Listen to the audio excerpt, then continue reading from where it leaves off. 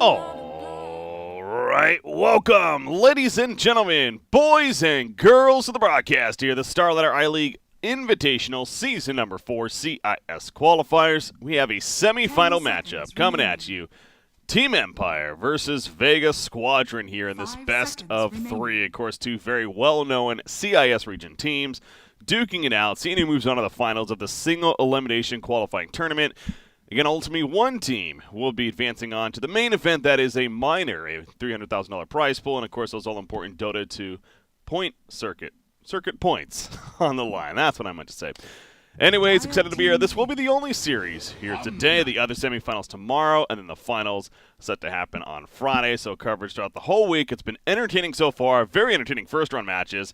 Ultimately, all the expected teams did get through, though, despite majority of them even going the distance. And again, very entertaining. I'm expecting that here, to say the least. Two quality teams going at it. I'm Breaky CPK, joined by Tsunami once again.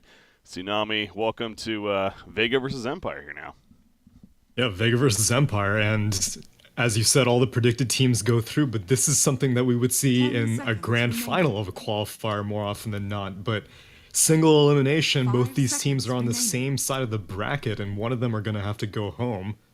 That is very true. Again, it's a pretty brutal format, but it's one that, frankly, for these qualifiers, sometimes events just have to, find out which team they're sending. And so I will say they did a good job of the seeding. Sometimes you'll have these events, that, especially in single elimination, where the teams match up earlier on, and you're like, oh, God, what were they doing? I think it's safe to say they did a very good job here. Ultimately, we got Empire versus Vega, and then Gambit versus Spirit, actually, on the other side. So, really, the best team in this region, at least, will be representing it, feel. No doubt. But yeah, this is a matchup that's classic. Both these organizations have been around for a while. Now, we're seeing the same thing that we saw in these couple of previous days, I guess 2 days ago for these two teams. Empire, they are running a stand-in still. Yoki in place of Vanskor, I believe it is. Again, we don't have any more information on that other than he's just standing currently. And then Vega Squadron, we were talking about. Blizzy and Palantimos are currently tryouts, essentially, for the team, replacing former players there. As I'm blanking who they are now off the top of my head. Point is, they are kind of in a tryout phase, nothing official for them either. But, yeah? Yeah, I think it was Afterlife? Yes, Afterlife was one. And Zayak was their other one. He was playing or yes, that was. It was Afterlife and Zayak or Sioma. It was Afterlife and Zayak. Yes, I am looking at the message now that you mentioned that. Yeah. So, and then Aloha Dance is now playing the 4 position, a.k.a. the Ryu. And Blizzy's their new offlane, and you got Palantimos playing the new 1 position, is what it's come down to. So, there you go. Now you're all caught up. Ready to watch a good series here. On top of all of this, we got picks. Omni Knight Witch Doctor for Vega, Shadow Shaman Tiny. And by the way, a patch did come out yesterday, which personally I wasn't even aware, as I told you this, that until we just started this cast here. I wasn't able to check it out yet, so I've been kind of skimming through. It's a Morphling nerf patch, though. It's a Morphling nerf, slight nerf to Mask of Madness. I think some people may have thought it was a little bit more dramatic than it was, but I think Mask of Madness is still going to be very commonly picked up. Tiny did receive a marginal nerf. It was his grow attack speed. It got a little bit more slow at level 12 and 18, but nothing significant. The hero is still very good. And same thing with Medusa. Medusa also got like a slap on the wrist, but for the most part, it was mainly just like Morphling has been put in the trash can now, because the nerf was you can no longer activate Attribute Shift whenever you're stunned. Yeah. And for the longest time, since pretty much as long as I've known Morphling, the one thing is that you have to have silences or something like that to deal with him. Otherwise, he is always going to get Attribute Shift out. And it's I've probably one of the most dramatic nerfs I've ever seen in the history of Dota 2. And I'm pretty confident saying that statement. But, dang. We'll see how the hero fares now. Maybe Ice Frog has just really been gearing this hero towards, support off lane. VP are probably unaffected by this change because, I mean, hell, Pasha was sitting at max strength 99% of the time anyway. So, we'll just have to reevaluate how we look at the hero. That's what I kind of wonder. Yeah, it's exactly. Clearly, they have an idea in mind, and maybe this is that, like you said, kind of pushing like, guys, he wasn't meant to be the carry still. Maybe a little bit more support off lane-ish, but yeah, that's another discussion for another time. But the point is, unless they plan to run it like that, perhaps don't expect to see the Morphling in this series, because again, especially with that patch just happening last night or afternoon or whatever it was, teams haven't had the most time to practice with it. I think it's safe to say. We got a Rubik into a Sand King now, as far as follow-up picks here. And Vega Squadron going for an offlane Omni Knight. After Morphling, and I guess I'd say Morphling was number 1, Medusa was number 2. I'd say Omni Knight is a close number 3 for the hardest hit in 7.07D, because Purification's cast range was reduced, and Omni Knight is not a hero that has been known for exceptional cast range, as we've seen both in day 1 and day 2 of this qualifier. He's been, kind of barely out of range for some Guardian Angels and stuff like that, and Purification is also pretty low range to begin with. It was 575, and that has now been nerfed to 450. And so what was originally like, a ranged auto attack worth of distance is now like it's somewhere in between melee and range, and it's difficult because Purification is one of those spells that you need to get out as quickly as possible and keep yourself at as safe a distance as possible. And I guess now Aether Lens is just that much more important for the hero. Mm-hmm. Yeah, no, that and kind of these mobility items, making sure you're in the best position, things like the Blink Dagger. Yeah, it's going to be interesting to see the adaptation as you're getting at there. So yeah, as we happen to see heroes that were updated in this recent patch, do our best to remind you there. But Shadow Fiend in that 4th pick spot. I'm looking over real quickly, nothing there. But Sand King did get a slight nerf now that I'm noticing. Burrow strike damage was slightly reduced at the earlier levels. So again, that's one of those. It's like, okay, toning down a little bit, but it's still worthy pick to be happening here. So not too surprised. Same for Witch Doctor for that matter. He too got some of these slight nerfs in this patch, actually, I believe. Oh no, I thought I saw not that. This one. Wow, I thought I saw that actually. Never mind. I saw something about his cask. He's been very popular though, but he's getting by unscathed.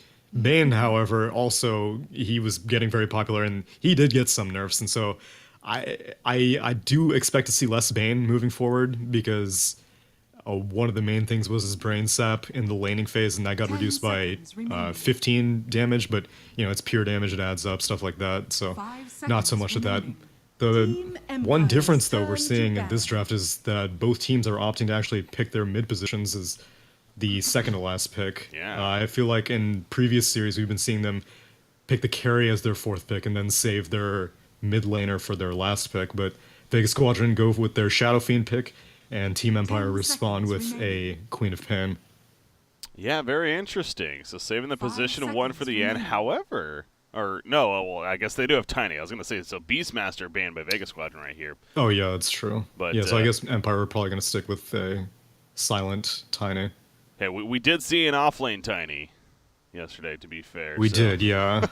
It did not go well, though. Yeah, it's definitely wouldn't recommend it, especially after seeing that, unfortunately. So, but yeah, the position 1 Tiny, that's what you'd more expect. So yeah, the band Beastmaster, it's definitely a good band, would bring more lockdown, and just in general, great hero right now. So final ban from Empire, they want to ban a position 1. Honestly, like a lifestealer right off the bat is coming to mind for me. Rage this game seems like it'd be very powerful, actually, Magic community in general. And, I mean, hell, they already have an Omni Knight, though, with the Repel. I'm actually almost a little bit surprised that they picked so magic-heavy into such an ability. But he can only use it on 1 target, to be fair. Right. Which may actually gear Vega Squadron to still picking a BKB carrier. I know they pick some Sven every once in a while. I wouldn't mind seeing that. I speak for the trees. Nature's Prophet, wow. Yeah, we don't see a lot of Nature's Prophet nowadays. He's kind of a mediocre hero, I feel like. There's a couple of, standouts, of course, with it. Still something like a Mind Control, or, Z-Freak, even. Reference complexity quite a bit, but...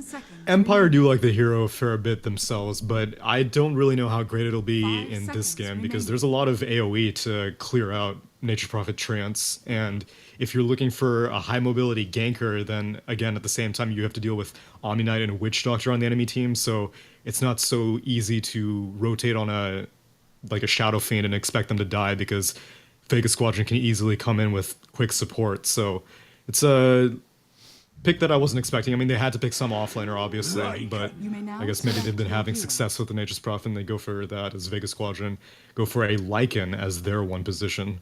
Interesting. I mean, a BKB carrier of sorts, as you're suggesting, so that kind of fits there. I will say, when it comes to his ultimate form, having something like a Sprout to trap him could be annoying, but of course he could eat through that pretty quickly with the Quelling Blade. I don't know, off the bat, personally, I think the Lycan pick's actually really strong right here. His ulti form's going to be, especially with the BKB or even just the Repel on top of him, it's going to be tough to stop here for Team Empire. Just to wonder, are they going to be able to kite the best? Queen of Pain, obviously good for that, but the others, not necessarily as much. So, what do you think about the Lycan pick there, Tsunami? I think Miposhka is going to be the most important hero for Team Empire right now, because for one thing, I think you're going to have to spend some time in the early game. So he's going to have to... I think you have to go mid and start to bully this Shadow Fiend right off the bat.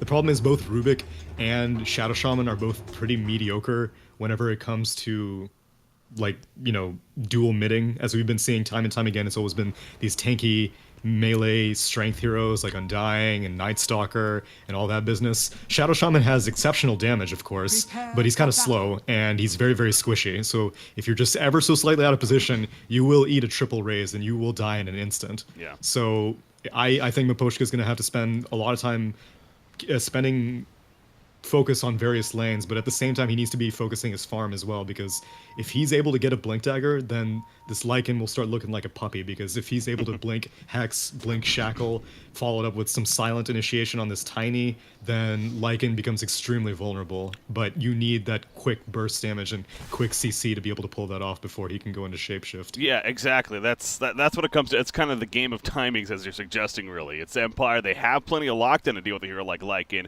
But again, if he's able to actually get that BKB, or especially have the Omni Knight ready to go, repelling him up once again, then that's where it could get difficult. So we'll see how the execution is. But again, Vega versus Empire, two solid teams going at it out of the CIS region. Now, game number 1 here in this best out of 3. Palantimos will spot one of the treants up here.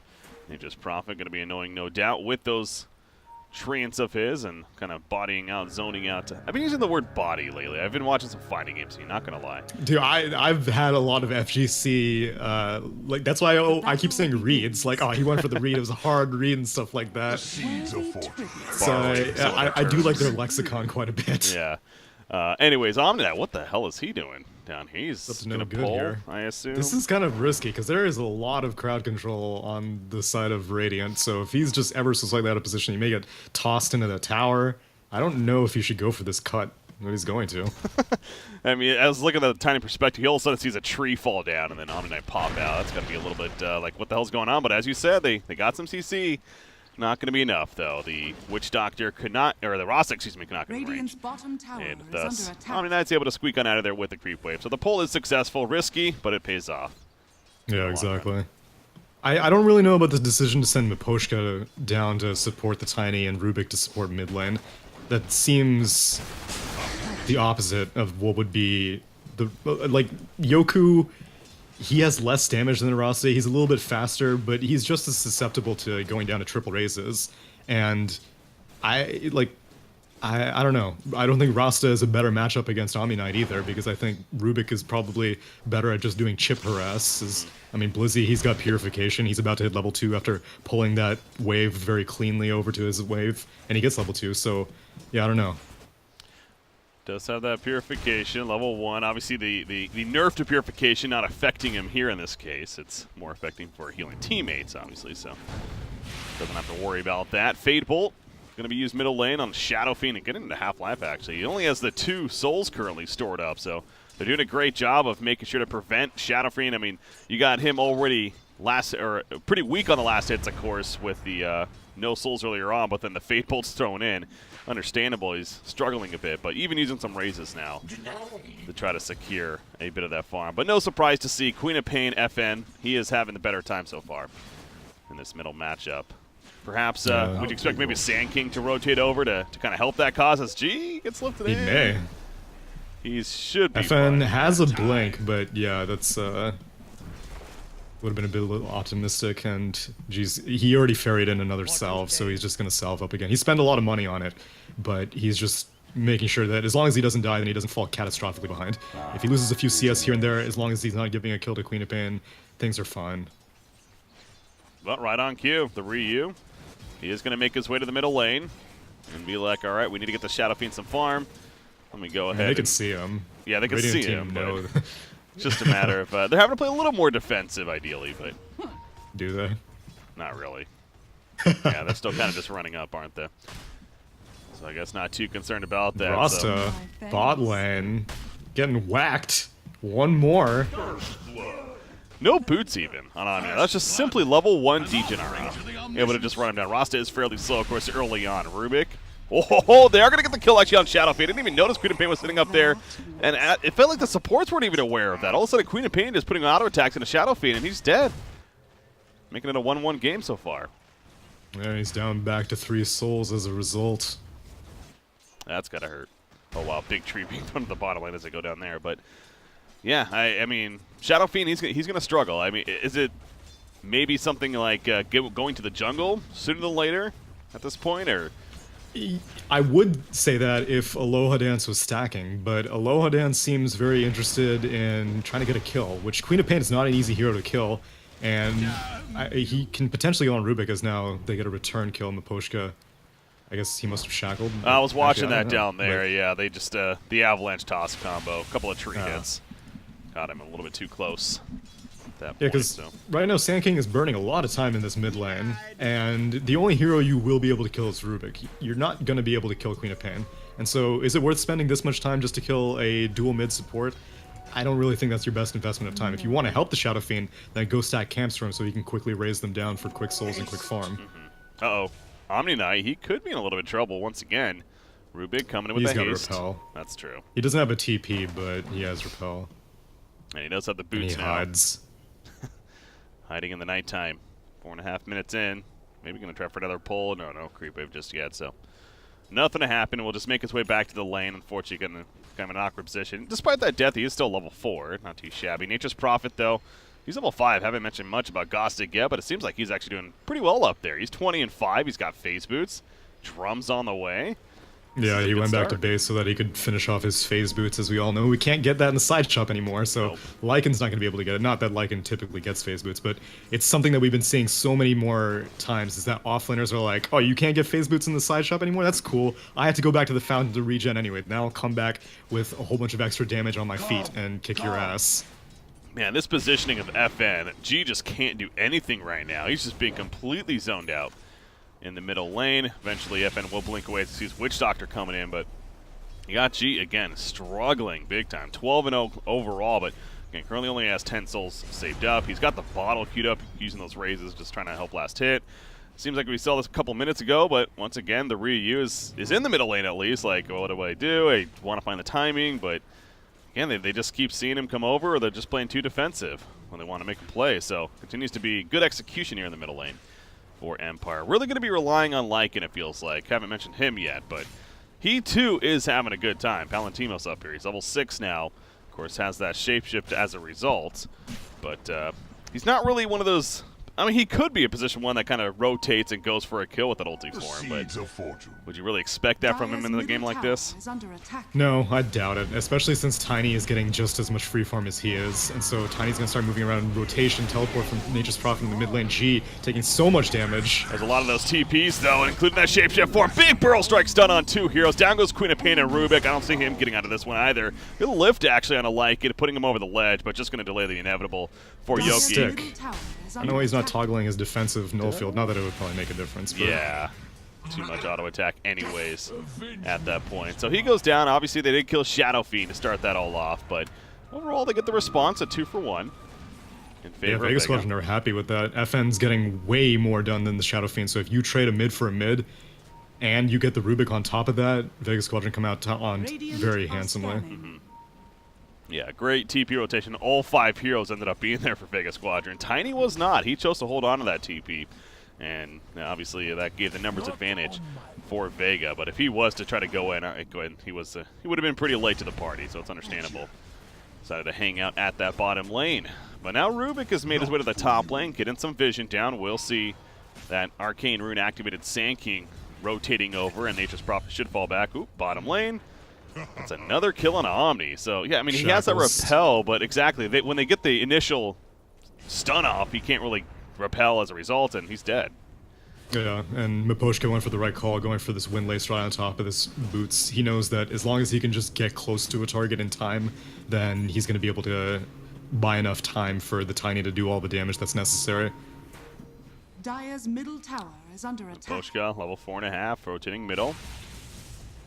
Witch Doctor, if he's to poke out at all. How about this Witch Doctor build, by the way? Haven't mentioned this yet, but Maledict not being leveled up. Yeah, not taking it all. That's surprising, you're right. And something that we don't see very often is Miposhka's kind of out of position here.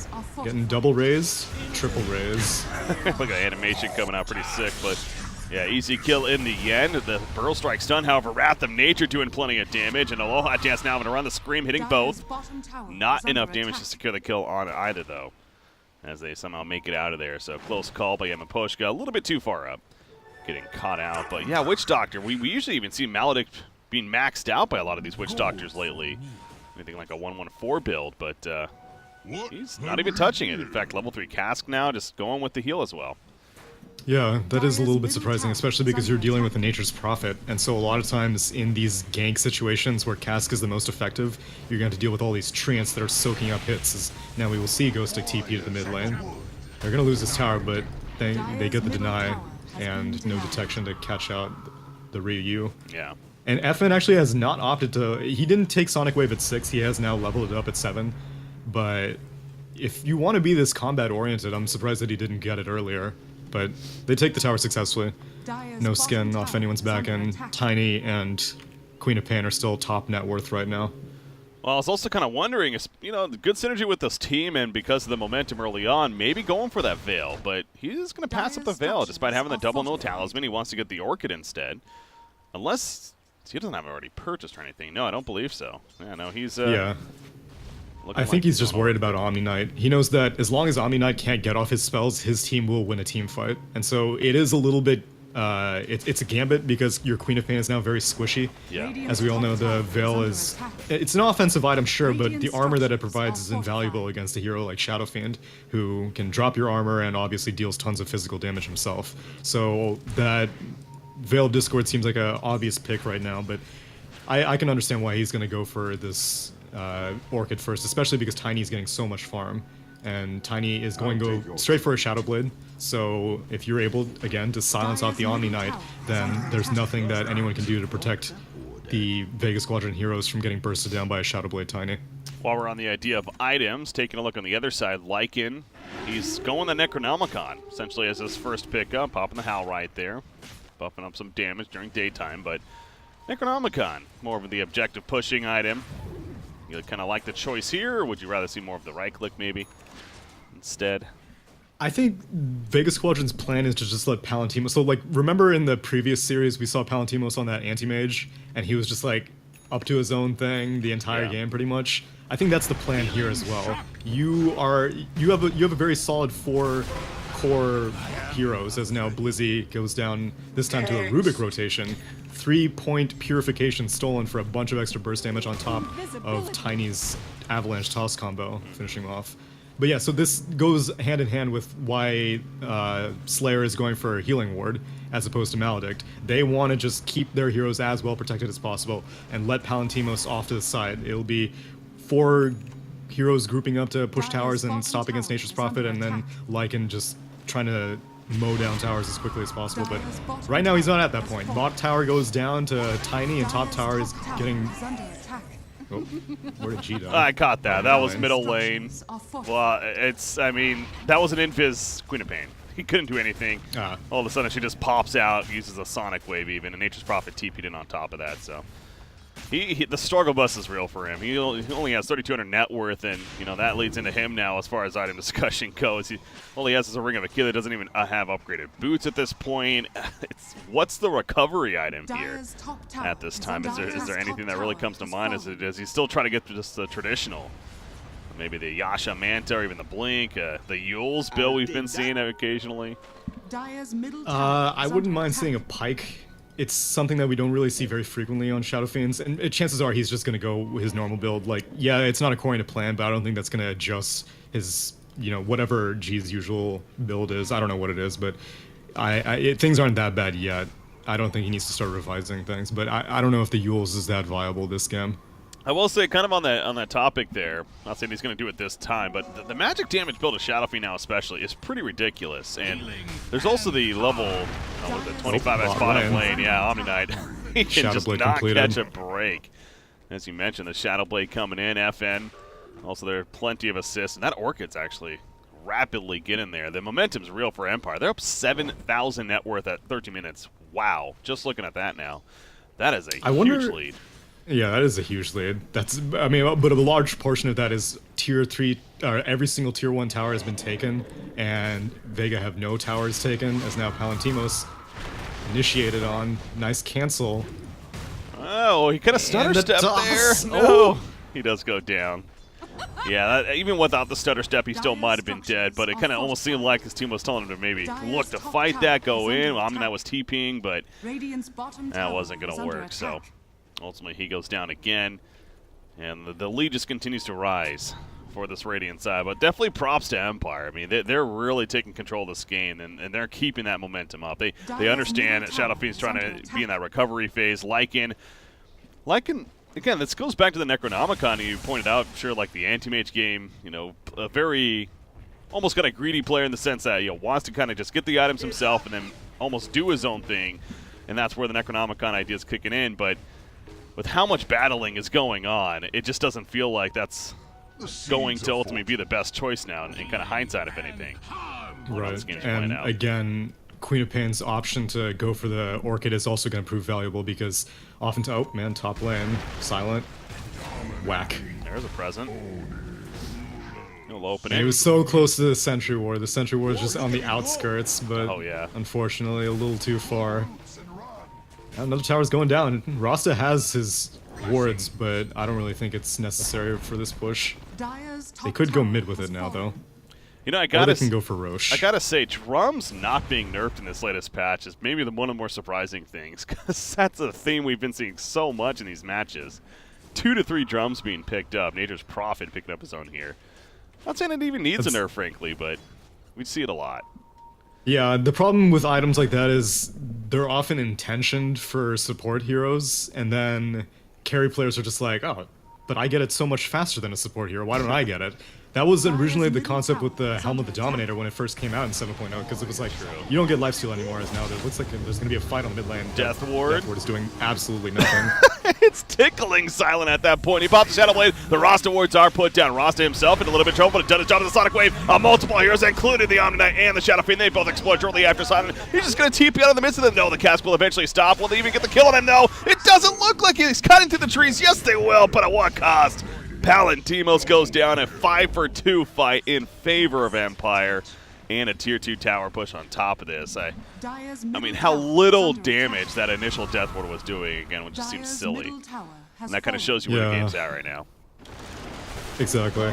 Like, if you weren't that much net worth down, then it's a reasonable suggestion to go on a Tiny like that.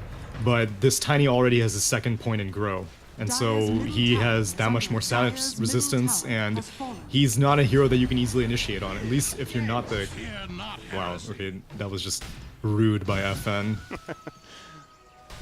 Links on the Ryu did not appreciate that. No, he's still pursuing. And FN continues to be rude taking these creeps, and Maposhka will give up his life in return, but...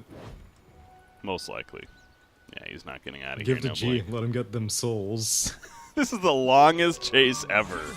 Oh! Is he actually going to get away? Any TPs? Oh, no. Oh, wow. Oh, no. FN? Okay, they finally get the kill, but they went so far for this.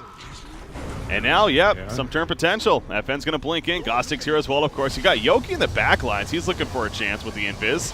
Gostik taking damage with the Death Ward. Finally going to be stopped, though. And Yoki, sure enough, lifts up. Aloha Dance throws him over, but Burrow Strike back on over. But he's going to hide in the Sandstorm that he's still right there. He's going to survive for now. What an escape here from Yoki himself. So Rasa so far the only one dead on Empire side. They get 3. Shadow Fiend's going to try to TP. That ain't going to work. Triple kill for FN. And I think that GG call's looking appetizing now for Vega. I'll give him some time. Arax hasn't gone down yet, but it will very soon, as now they're approaching this naked Rax. But yeah, this is... You don't really have a good way out of this. The problem is that Omni Knight is... He's kind of having to play a semi-initiator in these things because the Ryu has not been able to get very much farm. As we said in the early game, he was just kind of struggling to find his places now. Palantimos is just, he wants something desperately. And he has True Sight now on these Necronomicon creeps, but he does not have spell immunity. Yeah, and Koshka will give up his life. He had Repel's only level 1 at this point still. Right. So, yeah, it only lasted 4 seconds right there. But, I mean, you could see when it was up, I mean, he had free reign until it wore off. Yeah, and so this is like Omni Knight has to be dual purpose right now. Like he's one of the tankier heroes on the side of Vega Squadron right now, and he's the one that doesn't really. He has to keep the Lycan alive. He hasn't been able to cast Guardian Angel a single time this game yet, and part of that is due to the Orchid of Queen of Pain, and part of that is the fact that he has to keep getting so close in these fights. Maybe it's even that Purification range nerf because he has to, get so close to enemy territory, but. Part of the problem is that Sand King is so far behind that he's not able to cause chaos with a Blink Dagger. The Ryu is farming up his Blink Dagger now, assuming he doesn't die to Silent. Or assuming it's not the other way around. Silent is all alone over here. But there are no stuns. Yeah. Empire has plenty of stuns. Vega, they really don't have a lot, do they? It's just their supports. All of their cores do not pop any. Strike. Yeah. Only the 2, really, at this time. And that shows right there. So he makes the escape. Nature's Prophet, the Orchid himself, to go along with those drums. No, at 1300. Gostik's just seemed like he's been very quiet this game, but he's 2-0-7. He's just been silently. He's quiet, but he's dealing a crazy amount of damage right now. 129 plus 84 damage. He's dealing over 200 damage a hit right now at 19 minutes into the game. I wouldn't be surprised at the end of this game. I mean, unless a crazy comeback starts happening, but building damage is probably led by him, honestly. Yeah, kind of goes back to just. Even though like I said, he's been kind of silent this game of sorts, but been doing plenty at the same time. So exactly. 15. Yeah, actually, we don't see Nature's Prophet that often, but man, 30 damage at level 10. That's a really high power spike. It is, isn't it? For an offlaner hero, especially. It's not Dazzle 75 damage, that's for sure. That's true. It's not. Poor Dazzle coming back, baby. Was it ever a thing? Maybe not. 7.07D, everyone's just gloom and doom about the nerfs, but you gotta look at these buffs. Yeah. Because now, you got a shapeshift straight up, but Radiant has vision on this cliff, so let's see how Silent deals with this. And here's the thing, they have stuns, but no, it is just Silent by himself. He was left, wasn't he, by Rasta? But he's just gonna run out of range with the Death Ward. They don't have vision! Do they have dust? Anything? Okay, they did have vision. Oh, obviously, yeah. Okay. Like, don't tell me he's actually gonna escape. It's okay, he made space. Ghostik takes the mid-melee Rax in that process, and now it looks like Radiant want to turn it. They pick up the Witch Doctor. Shadow Fiend, the struggle bus continues, man.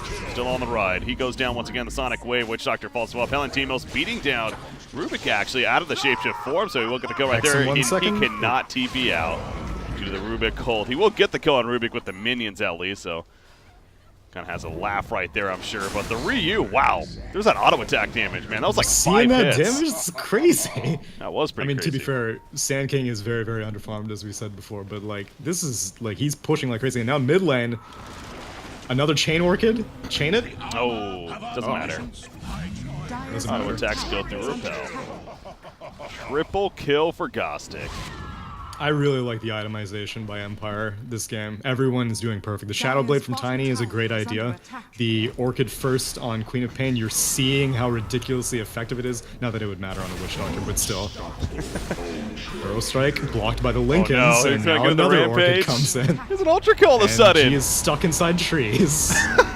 Casual rampage. For a Nature's Prophet at 21 minutes into the game. Why aren't they GG? And another Orchid. Tsunami, why aren't they GG? I'm sorry, but this game's over. Because it's CIS Dota, anything could happen. This game Silent is over. God. GG now, please. Over. Vega, let it be. Move on to game 2. I don't know. I want to see what else they're going to build. Goes to the Shadow Blade next. How much damage can this man do? Oh, yeah, no, it's entertaining as hell for Empire. This is one of those, like, I'm sure even they're like, yeah, we don't mind sticking in this. We're having fun. Avalanche's multiple. First Guardian Angel coming out. Oh, he stole the Rebel, yeah, and he blinks. Nice escape there from Yoki. Yoku. I guess it's pronounced there. Yeah, Yoku. All right, well, yeah, to be fair, they only have the one set of racks in the middle lane, so there is that, despite the 21,000 net worth lead. Holy crap. Do have. That's 1K per minute. That's ridiculous. Sure is. 22,000 now, yeah. And they're keeping up with that. 1K per minute here. While we're in this kind of overtime phase, speaking of the patch notes. Lycan, mid lane. He's dead, sure. You can talk about it. Speaking of patch notes. Yeah, the neutral Ancients gold bounty reduced by 10%. Yeah. I found that one to be a little interesting, and that could be a slight nerf to some of these cores, like a Medusa, for example, or Jawacopter, who heavily rely on those ancient stacks, as GG's called. All right, so discussion for another time, perhaps, but it will be official. Empire takes it. Pretty handily. That was well played, though. I mean, definitely props to Empire. We talked to a fair amount of the negative of Vega, unfortunately, but Empire, no doubt, they deserve all the praise. You did mention it as well. I mean, they looked clean. Their itemization was great. They were clearly working as a team, and Vega has their work cut out for them, man, going into game number 2.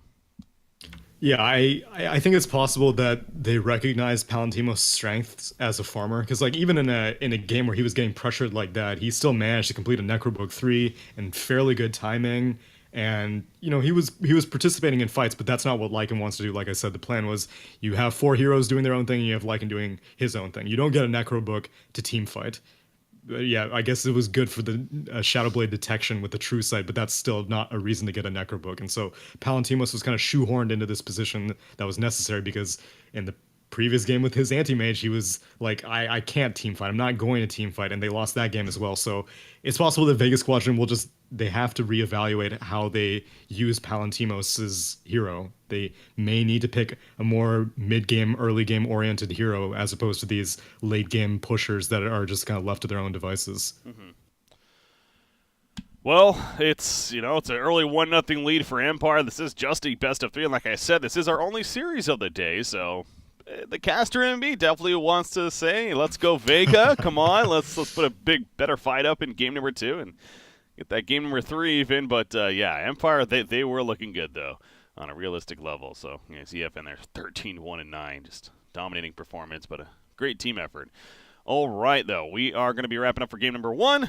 Going on a short break. Game number 2, Empire versus Vega Squadron. Again, guys, I'm Breaking CPK, joined by Tsunami, the StarLadder I-League Star Series Invitational Season number 4 CIS Qualifiers. Stay tuned, guys. We'll be right back. The girl that